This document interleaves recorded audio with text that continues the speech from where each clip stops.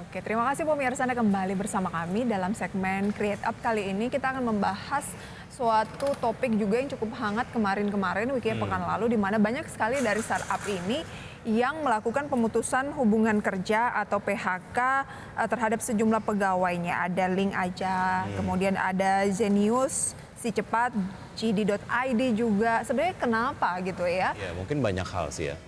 Oke. Dan pemirsa, di PHK-nya karyawan di perusahaan rintisan ini kan menimbulkan perhatian di ekosistem investasi. Ya, adanya PHK di perusahaan rintisan disinyalir terkait dengan semakin selektifnya modal ventura dalam penyaluran dana investasi kepada startup. Pertumbuhan ekonomi di Indonesia mulai pulih dari dampak pandemi corona. Namun terdapat startup yang melakukan pemutusan hubungan kerja atau PHK karyawan. Sekretaris Jenderal Asosiasi Modal Ventura untuk Startup Indonesia atau Amvesindo, Edi Danusaputro, menilai tren startup PHK karena beberapa faktor. Salah satunya investor yang semakin selektif memberikan pendanaan kepada perusahaan rintisan. Berdasarkan laporan Cento Ventures, porsi nilai investasi ke startup Indonesia dari modal Ventura hanya 42% se-Asia Tenggara tahun lalu. Persentase ini menurun dibandingkan 2020 sebesar 68% dan 2019 sebesar 53%. Ini artinya pendanaan ke perusahaan rintisan tanah air sepanjang tahun lalu sekitar 5,96 miliar US dollar atau sekitar 230,1 triliun rupiah. Terdapat hal lain yang membuat porsi investasi kepada perusahaan rintisan menurun. Di antaranya ialah sentimen negatif global seperti melemahnya saham-saham berbasis teknologi di Silicon Valley. Investor global yang berencana berinvestasi ke startup Indonesia pun bisa saja berpikir ulang melihat kondisi tersebut. Apalagi investor perusahaan rintisan saat ini mengamati situasi pasar modal. Meski demikian, investor akan tetap melihat fundamental startup dan potensi pasar yang masih menjanjikan. Fundamental perusahaan rintisan dilihat dari besarnya pasar, pangsa pasar, dan lintasan pertumbuhan. Berbagai sumber, Adexto.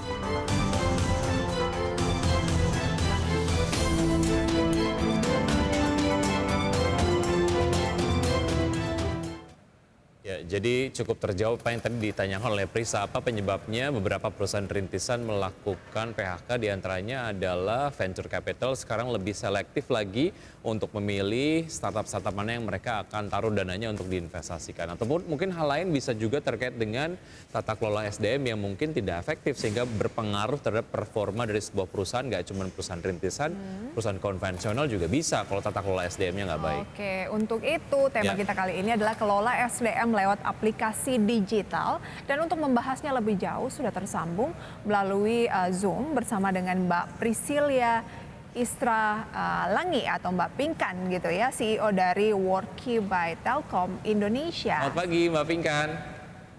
Selamat pagi Mas Vicky, Mbak Prisa. Panggilnya Mbak Pinkan, Mbak Priscilia, Mbak Istra atau Mbak Langi? Mbak Pinkan aja Mbak boleh. Pinkan aja. Terima kasih Oke. Mbak Pinkan atas waktunya. Menanggapi fenomena yang cukup signifikan marak di pekan lalu begitu ya, bagaimana banyak sekali dari startup ini yang melakukan PHK besar-besaran. Sebenarnya dilihat dari segi SDM seperti apa sih? Oke, jadi memang mungkin masalahnya lebih dari satu. Tapi kalau yang saya cermati, kita tahu bersama ya bahwa pandemi ini membawa perubahan besar di cara bekerja kita saat ini. Dulu kita terbiasa bekerja WFO atau working from office yang kita kenal bersama. Jadi semua pekerjaan bisa dimonitor dengan mudah, pertemuan itu bisa tatap muka, presensi kita bisa fingerprints ya, dan keberadaan karyawan dapat dipastikan dengan mudah di kantor. Tapi ketika pandemi hadir, kita mulai mengenal cara bekerja baru yang mungkin Indonesia juga baru ini ya merasakan WFH, working from home atau working from anywhere, bahkan hybrid. Nah, masalah kemudian muncul bagaimana sebagai manajemen atau perusahaan itu bisa memastikan atau make sure karyawan saya benar-benar aktif nih bekerja di rumah. Meskipun WFH, bagaimana dengan kesehatannya? Apakah karyawan saya sehat, sakit, atau apa masalahnya? Serta bisa tetap produktif, nah meskipun tidak bisa ketemu langsung di kantor. Nah challenge ini nih yang dirasakan oleh perusahaan-perusahaan di dunia, di Indonesia, termasuk perusahaan saya bekerja itu di Telkom Indonesia. Nah kebetulan nih Mbak Prisa, Mas Wiki, saya adalah lulusan IT sebenarnya dari Universitas Gadjah Mada yang sekarang ini bekerja di unit Human Capital Management atau Information System di Telkom. Jadi shortly speaking, masalah yang saya lihat adalah tentang monitoring karyawan secara remote. Oke. Jadi sebetulnya Anda melihat korelasi antara performa perusahaan dengan tata kelola dari SDM-nya gitu ya? Betul, kami percaya bahwa manajemen yang baik, tata kelola SDM yang baik, dengan didukung oleh teknologi digital dan user experience yang baik dari aplikasi adalah salah satu kunci untuk meningkatkan engagement. Which is ketika karyawan kita merasa engage dengan perusahaan, kita merasa diperhatikan, merasa dipedulikan, disupport dengan sistem yang baik, maka produktivitas dan kinerja pun akan meningkat. Kita jadi lebih semangat ya ketika perusahaan benar-benar care terhadap karyawannya. Oke, lantas Anda selaku CEO dari Worky by Telkom Indonesia sendiri ini bagaimana sih membuat manajemen SDM yang baik agar tidak terjadi pemutusan hubungan kerja dalam karena memang alasannya cukup banyak, tapi salah satunya ini adalah manajemen SDM. Betul, jadi Worky hadir di sini.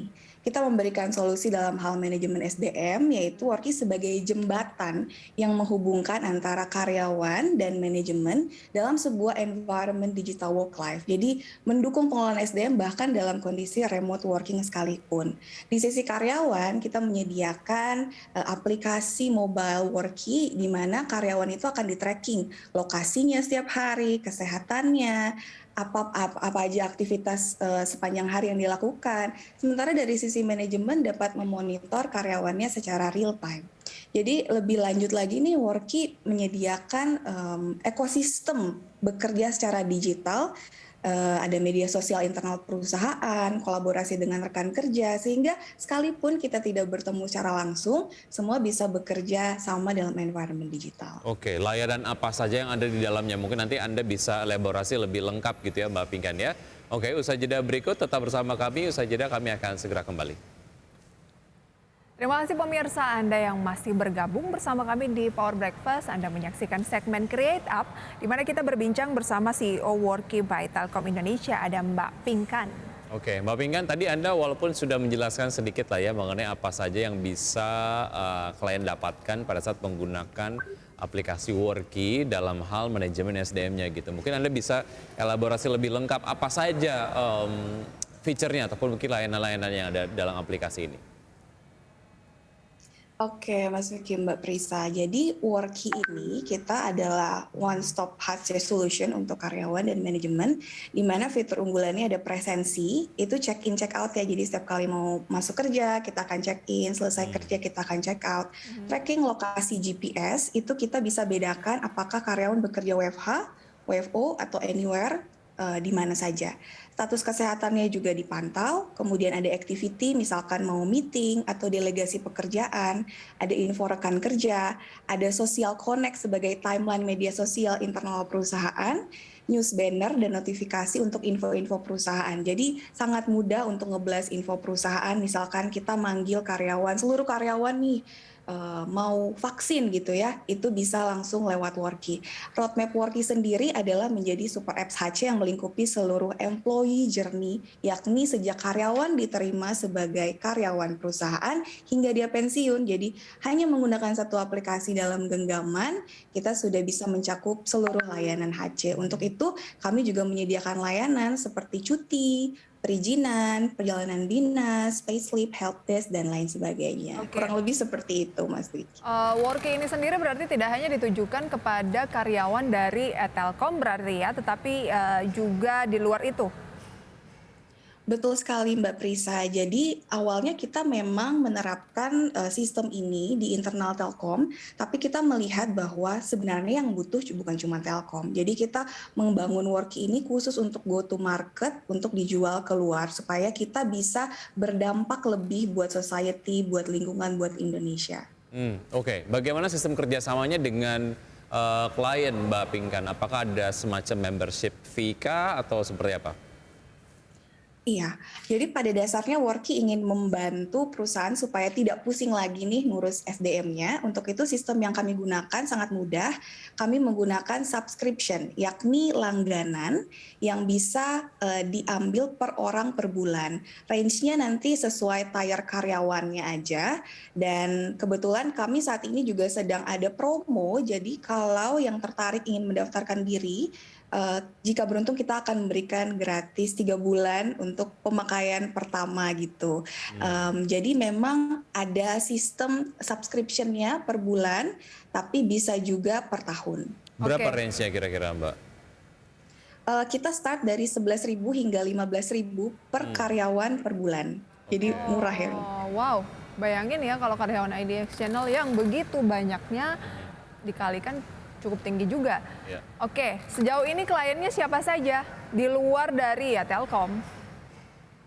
Iya betul, karena Worky ini adalah corporate startup dari Telkom Indonesia, jadi memang saat ini kliennya masih di internal Telkom Group. Nah, tapi ke depan kita juga jualan, kita sedang up nih, mulai jualan keluar eksternal Telkom Group. Doakan aja, semoga di tahun ini segera tembus ke klien-klien luar.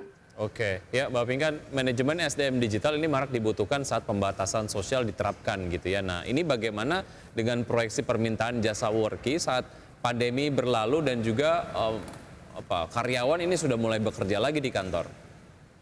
Masih tetap tinggi nggak demand-nya? Berdasarkan penelitian, kita ada research dari Gartner, itu hampir 50% karyawan akan tetap bekerja remotely bahkan setelah COVID, dan trennya juga ke arah sana.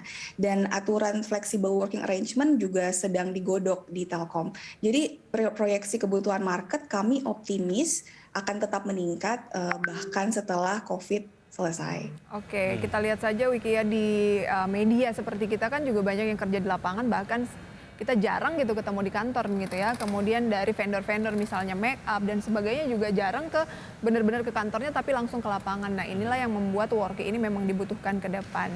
Targetnya seperti apa?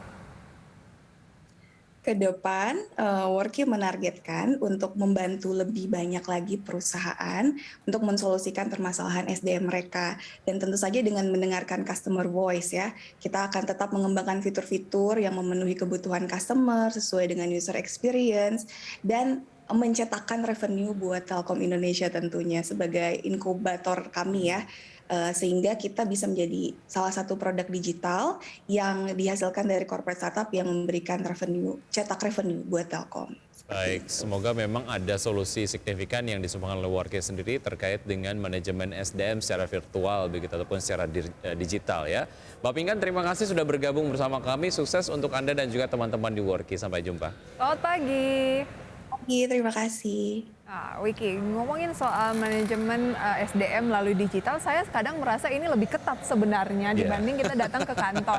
Karena harus sesuai time-nya kan, dimanapun, tapi harus fingerprint ataupun absen tuh harus sesuai. Kalau enggak ya, dan kadang titik lokasi kita juga bisa terlacak nih. Iya, betul sekali. Benar nggak sih ke lapangan ini, kalau enggak?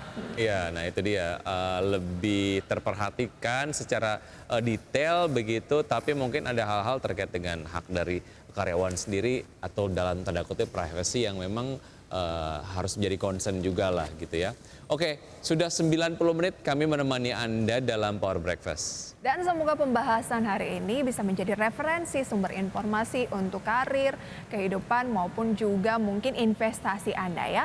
Dan tetap perbarui informasi Anda tentunya hanya di IDX Channel, your trustworthy economic business and capital market channel. Saya Prisa Sampodatu. Saya Wiki Adrian, see you in the morning.